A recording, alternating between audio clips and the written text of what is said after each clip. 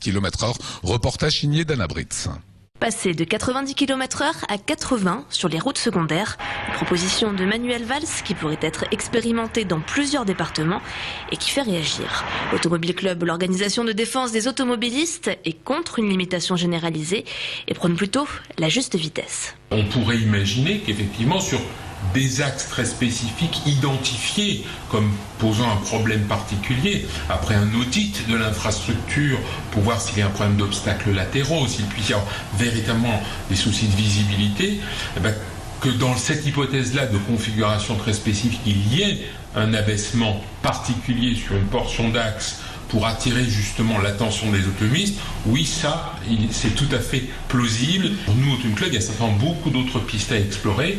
L'alcool au volant est une de ces pistes. Il y a 10 ans, l'alcool, c'était toujours 30% des cas d'accidents mortels, et c'est toujours resté 30% des cas d'accidents mortels. Donc il y a un travail de fond à faire. Cette limitation avait été préconisée dès novembre par des experts du Conseil national de la sécurité routière. Limiter la vitesse de 10 km/h permettrait de sauver 450 vies par an. Mais les opposants à cette mesure avancent l'exemple des autres pays européens. La vitesse de 90 km/h ou plus sur le réseau secondaire est quasiment la norme dans l'essentiel des pays européens. Nos voisins allemands, nos voisins autrichiens sont à 100 km/h sur le réseau secondaire et ont beaucoup moins d'accidents que la France. Et puis même les champions d'Europe de la sécurité routière que sont nos amis britanniques, eux ont un réseau secondaire où on circule à 97 km/h. Très exactement. Donc pourquoi abaisser en France alors que nos voisins européens ne cherchent pas à le faire, tout en ayant de meilleurs résultats en termes de sécurité routière?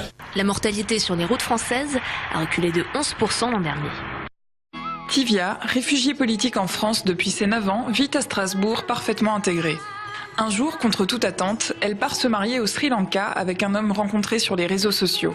Elle quitte alors son pays d'adoption pour se replonger dans sa culture d'origine. Une histoire d'amour traversée par l'exil qui interroge nos sens, nos valeurs et notre identité culturelle.